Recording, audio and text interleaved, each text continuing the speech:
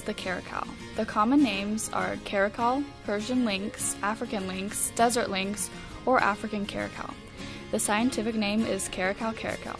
The class is Mammalia, the kingdom is Animalia, the phylum is Chordata, and the order is Carnivora. The family is Felidae, and the genus is Caracal. The caracal is a medium-sized cat that is normally dark red, gray, or golden sand in color. It can jump extremely high and is known to successfully kill flying birds.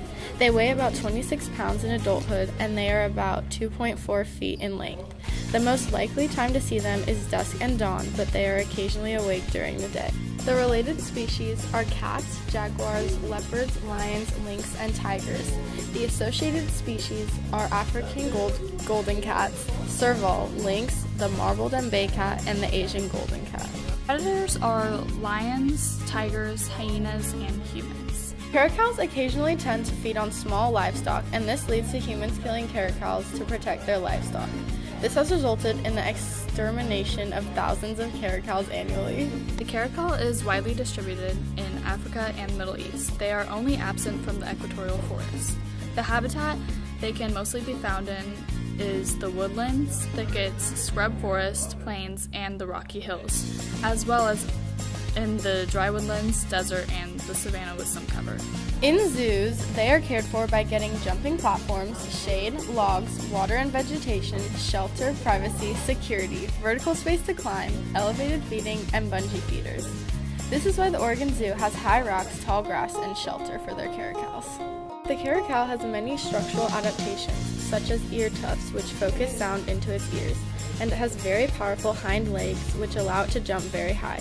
Caracals don't need much water because their demand for it can be satisfied by the fluids in their prey. They are good at climbing trees, so they run from their predators and store their larger prey on branches to return to later. They have foot pads, which is when stiff hairs grow between the foot pads, and it allows them to walk on soft sand in semi-desert conditions.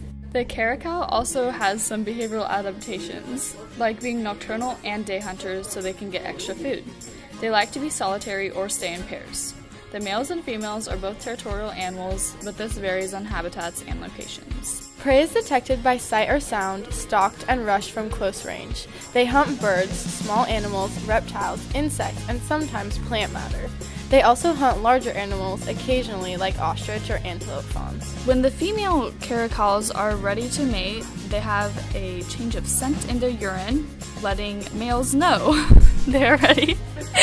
A litter typically produces 1 to 6 cubs, and a cub maturity is 16 to 18 months, though some leave their mothers at 12 months. The caracal's greatest impact on an ecosystem is population control for its prey species because it is a secondary consumer. The main concern for their conservation status is a loss in habitat in northern, central, and western Africa as well as the Middle East.